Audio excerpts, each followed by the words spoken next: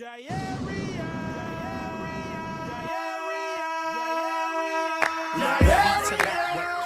that, telling people that phony water is back.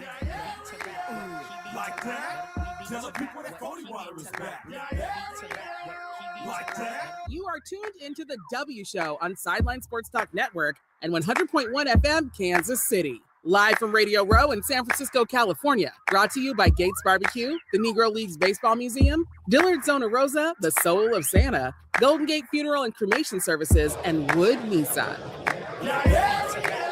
All right, we're back here live from Radio Row.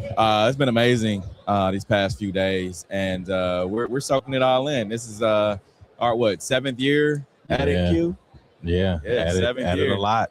7th year, and we always have amazing guests, and we have yet another amazing guest. I feel like this is my cousin, my uncle's son. Yeah. It's the Walls crew. Yeah, Everson Walls is joining us. Everybody knows who this guy is. Super Bowl champion, 3-time All-Pro, 4-time Pro Bowl, 3 NFL interception titles. That's right. Yeah, man. How you doing today? I'm doing well, man.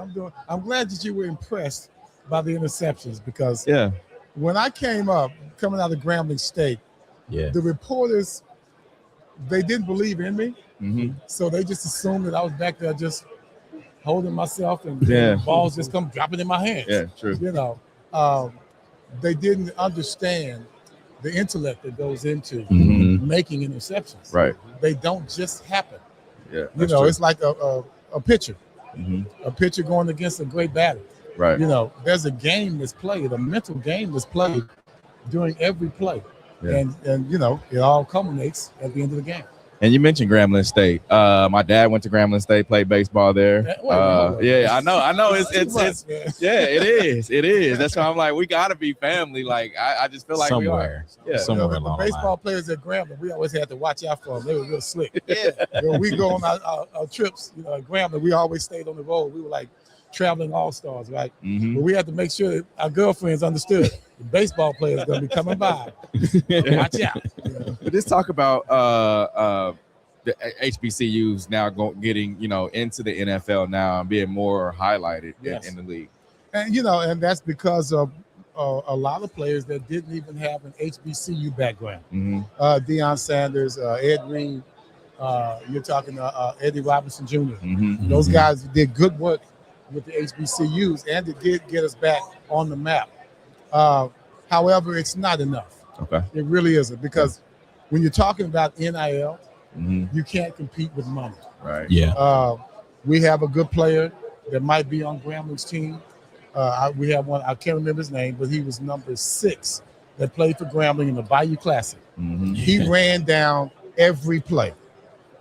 We knew he wouldn't be there long. But next year he's at Ole Miss, and he's a defensive end now for Ole Miss. Wow. He just got through playing in the games, in the playoffs. Yeah. And so now we're looked at as junior colleges.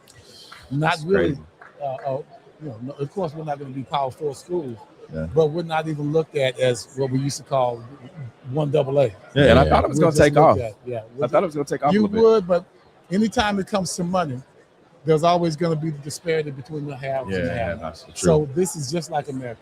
Yeah. You're going to have more issues at the HBCUs than you're going to have anywhere. It's just organic. Definitely. And are we here talking about the Diabetes Association? Yes, we are. Is it so what type of work are you doing with them in this partnership? Well, I donated my kidney back in 2006 to a teammate of mine, played with the Cowboys, named Ron Springs. And his son is Sean Springs. That used to play with the Redskins, Commanders, and Seattle Seahawks. Also, he was drafted by the Seahawks. Well, his father and I were close friends, teammates. His entire family is close to us. And of course, when Ron was afflicted with type 2, or the symptoms of type 2 diabetes started to show themselves, I couldn't just sit by and be quiet about it. I had to help my boy out. So, I knew that kidney problems were not our cross to bear in our family. So I felt it was safe, after some consultation from doctors and family, to go ahead and do that for him. And that was back in 2006. Well, people kind of forgot about it since then. But with more importance, as I've retired and able to just live a long life, there are peers of mine that don't take care of themselves. Okay. And a lot of them are afflicted by type 2 diabetes and just diabetes overall. I have stopped off at probably 4 different media spots. Mm-hmm. At 3 of them, someone knew, someone in their family, not just a friend, Mhm. Yeah. but someone in the family that was afflicted. Yep. And so, we're walking around here. We don't know how many people Yeah. are afflicted directly with diabetes. So, I gave it to the cause. Literally, Yeah. I gave it to the cause. Yeah. And so now I'm proud that they're offering me to be a spokesperson for them. Yeah. November was National Kidney Month. Mhm. That's when I started opening that relationship. My daughter is an influencer. Yeah. So she's kind of helping me, old dude like myself, trying to get out here in the media. Well, she's helping me do that because that's her thing. They granted me a jacket. That's A fire. hell of a jacket. Yeah. I mean, it's the best fit jacket I have in my closet. Yeah. That ain't no lie. Yeah. So they're fixing me up with it, and I want them to understand that I want to do this more often. Yeah. They have some things coming up in April. They have a walk coming up in April. I want to be a part of that. I'm letting them know right now. Yeah. They'll listen. And so I got good people working with me, and we want to make sure we keep it going in regards to fighting hard for this. Yeah.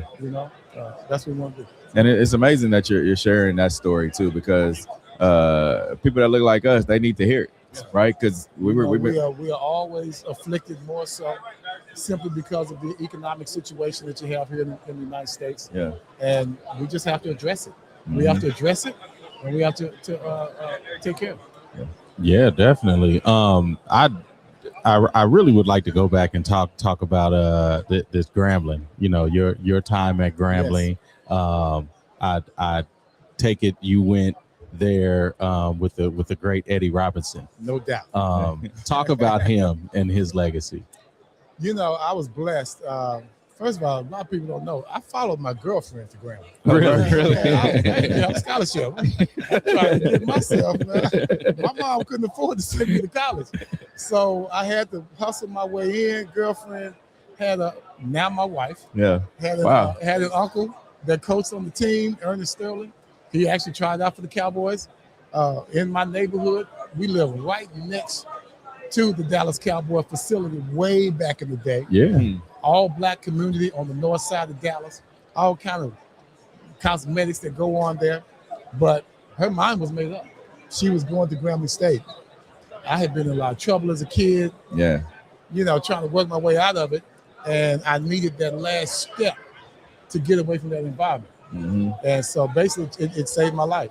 Going to Grambling, being able to, me and my mom talking to Eddie Robinson, driving down there in her Corvette, talking to Eddie Robinson, look, my son needs this. Mm-hmm. And at the time I didn't.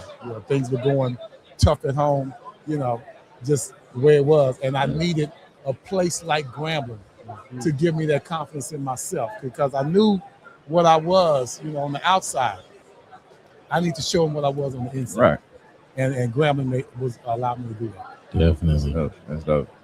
And I got to tell you, that same year was a magical year, 1977. Doug Williams was the first black college quarterback to be going for the Heisman. Yep. Well, I was a freshman on that team. He practiced on me. Yeah. I was part of the dummy squad. Yeah. He practiced on me. And, man, I'm so proud of him he has not looked back. Eddie Robinson had him ready for his journey. And if you see what Doug is doing right now, he started off with Tampa, doing work with the Commanders now. He is truly an ambassador for all of the NFL, not just for HBCU players. Mm-hmm. Definitely. So who do you have winning this week? Actually, I don't care. Dallas ain't there, man. I'm so mad. But, wasting a good year by Dak Prescott. You got Pickens coming in, CeeDee Lamb balling. I just wish that could have gone on as a Cowboy fan. Yeah. Yeah. But if I were going to have to pick, then I'm talking about Seahawks. Man. Yeah. Seahawks. Guys, that defense. Yeah. It's the defense. Now, the coach, Vrabel, is amazing. But seeing what they had to go through, DeMarcus Lawrence coming from the Cowboys. Yeah. Doing work. Yeah. You know, doing this thing. I got to go with that's the closest thing I have right now to the Dallas Cowboys. Yeah. You think they should have traded Micah? I think they should have. Okay. I do think they should have. I think Micah is where he wants to be now. Yeah, okay. You thought he was going to be a Dallas Cowboy, but I think he's a better fit for a team like the Packers. Their defense is just Micah Parsons is the last thing that defense needs. He got injured, of course, but at that time, he was the guy that they needed to shore up that defense all the way around. Too bad they couldn't do it. Yeah. Do you have any young guys that you're mentoring? No, I work with a group called FBU, Football University. I'm not a coach in any way. Really? I'm just a guy that knows ball. Right. And I can teach ball. Okay. Like the people in my family, I got coaches up and down the line in my family. We have that mentality, it's just the way it is. And I have changed some kids' lives in high school through those camps because I can tell you how to play DB. I can tell you and I can show you how to play defensive back. And I've changed a few guys' lives just by helping them further themselves in high school and college. Definitely. Who was your favorite going up? You were going up against as you were in the league. I always wanted to be Drew Pearson. Okay. Yeah. That lets you know who I got so many interceptions. Yeah. I was an offensive minded guy. I was a wide receiver. Okay. Drew Pearson was my guy. He was slow. I was slow. There- He was little, I was little. You know, but we were stubborn as hell. Yeah. Stubborn as hell. Who was one of the quarterbacks that you love picking off? Joe Montana. Yeah. I love picking Joe off. Joe got me, but I Yeah. got Joe too. Yeah. I got Joe a few times, and that's why he always give me love, and I give it back to him. It's a Yeah. good question, by the way. Any stadiums that you like to play in? Rams, Wow. the grass. Yeah. I hated turf. Yeah. You don't want to play here, Candlestick. Mhm. You did not want to play here. It's the worst turf ever. Well, the worst grass turf. But we start talking about, you know what? Not just the Rams in Anaheim, but San Diego, Yeah. San Diego. Murphy Stadium. Yeah. It's cut. It's cut just as low and even as this fake turf here. Yeah. But it's real grass. Yeah. We have to put on our different shoes when we played there. You have to put on your comfortable Adidas when you played there because it was a perfect grass to play on. Do you remember playing in Kansas City at all?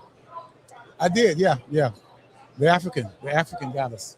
Yeah. Yeah, it was. Oh, the time. yeah. 1989. Yeah. Christian Okoye. Christian Yeah. Okoye. Yeah. The Nigerian Nigerian Nightmare. Eugene Lockhart was going at him all day, but Yeah. he wasn't enough. They ran all over us, and that wasn't a good year for us. Yeah. Yeah. If you ever get back to KC, we're gonna have to get you some Gates barbecue and I'm go down coming to the to your Negro house, League man. Museum. I'm not- Yeah, I know for sure. He's in the guest room. For sure. Yeah. We're gonna have to talk about that because my yeah. sister's all into the lineage, man. So Yeah. it won't take long to find out. I won't. Yeah. Good All right. stuff. All right. We appreciate you giving us some time today. I appreciate you, man. All right. Brother. That's kinfolk. Blood. Everson Walls. We'll be back with more guests live from Radio Row. It's expressed on the W Radio That's all Show, right. where the host, co-host, guests, and call-in listeners are solely the opinions and responsibility of the original source who expressed them. They do not represent the opinions of the W Show, 100.1 FM, One Kansas City Radio, Sideline Sports Talk, Team Wall Street Foundations, or affiliates.